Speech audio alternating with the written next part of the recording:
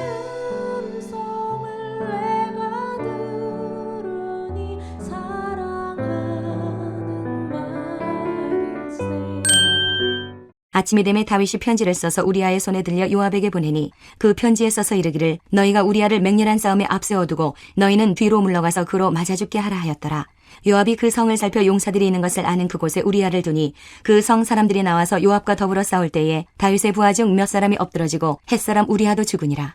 요압이 사람을 보내 그 전쟁의 모든 일을 다윗에게 보고할세 그 전령에게 명령하여 이르되 전쟁의 모든 일을 내가 왕께 보고하기를 마친 후에 혹시 왕에 노하여 내게 말씀하기를 너희가 어찌하여 성에 그처럼 가까이 가서 싸웠느냐 그들이 성 위에서 쏠 줄을 알지 못하였느냐 여룻베셋의 아들 아비멜렉을 쳐 죽인 자가 누구냐 여인 하나가 성에서 맷돌 윗짝을 그 위에 던짐에 그가 데베스에서 죽지 아니하였느냐 어찌하여 성에 가까이 갔더냐 하시거든 내가 말하기를 왕의 종 햇사람 우리아도 죽었나이다 하라.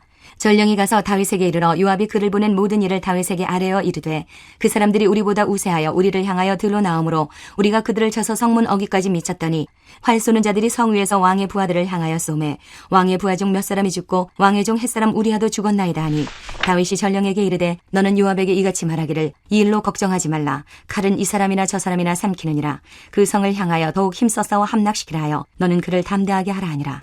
우리아의 아내는 그 남편 우리아가 죽었음을 듣고 그의 남편을 위하여 소리내어 우니라. 그 장례를 마침에 다윗이 사람을 보내 그를 왕궁으로 데려오니 그가 그의 아내가 되어 그에게 아들을 낳으니라. 다윗이 행한 그 일이 여호와 보시기에 악하였더라.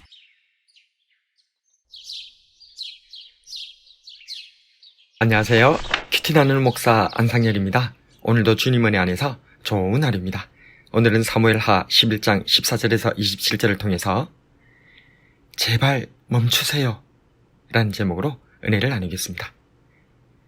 자신의 죄를 덮으려 우리아에게 전장에서의 사명을 잊고 그저 편안한 집에서 아내와 함께 쉬라고 유혹하던 다윗 왕에게 충신 우리아는 정신이 번쩍 들도록 충성된 고백으로 맹세합니다.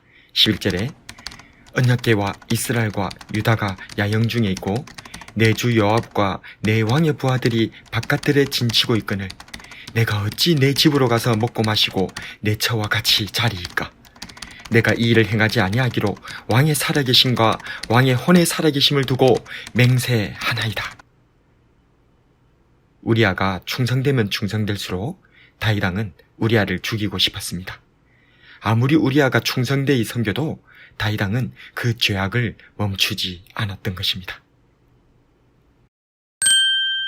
저는 평소 영상 편집을 맡아서 하다 보니 예수님의 고난을 담은 명작 패션 오브 크라이스트라는 영화를 종종 보곤 합니다. 내 가슴을 울리는 수많은 명장면들이 있지만 그 중에서 내 마음을 정말 안타깝게 하는 장면이 있습니다. 그것은 바로 예수님께서 로마 군인에게 매를 맞는 장면입니다. 유대인들에 의해 총독 관제에서 끌려온 예수님을 심문한 본디오 빌라도는 예수님께 특별한 죄가 없음을 알고는 놓아주라 하였습니다. 그러나 유대인들이 벌떼같이 일어나 십자가 처형을 요구하자 빌라도는 그렇다면 때려서 놓아주겠다 명령합니다. 이에 예수님께서는 묶인 채 관저 앞들러 끌려 나오셨고 로마 병정은 예수님을 향해 거침없는 몽둥이질을 퍼붓습니다. 계속된 매질에 주님께서 쓰러지시자 로마 병정은 자신의 힘에 만족한 듯 주변을 돌아보며 미소를 짓습니다. 그런데 주님께서 온몸을 부르르 떠십니다. 풀려버린 다리에 힘을 주고는 다시 일어나려 하십니다. 그 모습에 다급해진 모친 마리아가 고개를 가로저으며 그러지 말라고, 일어나지 말라고 연신당부합니다. 그러나 주님께서는 온몸을 뜨시며 결국 일어나셨고 그 모습에 도리어 화가 난 로마 병정이 이번엔 몽둥이가 아니라 뼈조각과 철조각이 매달린 채찍을 부여잡고는 미친 듯이 주님을 후려내칩니다. 주님의 피로 피바다가 된 관저 앞들, 피에 광분한 짐승처럼 더욱 주님을 죽이라 외치던 군중에 의해 결국 주님께서는 십자가를 지시고 골고다를 오르게 되십니다. 밤새 신문을 당하시고 온몸의 매질과 채찍질로 너무 많은 피를 흘리신 주님이시기에 더 이상 그 무거운 십자가를 지고 골고다를 오를 힘이 없으셨습니다. 십자가를 지신 채 넘어지고 쓰러지신 예수님. 하지만 주님께서는 그 미운 십자가를, 그 벗어버리고 싶은 십자가를 그렇게나 부여잡고 끌어안고는 다시금 그 십자가를 지고 일어서려 하십니다. 주님, 주님, 주님 더 이상 일어서시지 마세요. 그냥 쓰러진 채 엎드려 계세요. 주님, 멈추세요. 저는 그 장면을 보면서 마음속으로 얼마나 이렇게 외쳤는지 모릅니다. 그러나 저는 알고 있습니다. 왜 주님께서 그렇게나 계속 일어나셨는지, 왜 주님께서 더 매를 맞으려 하시고, 왜 주님께서 십자가를 다시 지시고, 왜 주님께서 멈추지 않으셨는지를, 그것은 우리가, 저와 여러분이 결코 죄를 멈추지 않기 때문이었던 것입니다.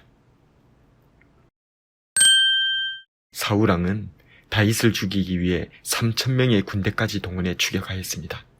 하지만 다윗은 엔게디 강야에서 사울왕의 거덕자락만 벗어내고 십강야에서는 사울왕의 창과 물병만 가져와서는 사울왕에게 호소하였습니다. 그때마다 사울왕은 크게 마음이 찔려 눈물을 흘렸고 자신이 대단히 잘못했음을 깨닫게 되었지만 그는 멈추지 않았습니다. 다윗왕도 우리아가 그렇게나 충성되이 행동해도 결코 멈추지 않았습니다. 저와 여러분은 어떻습니까?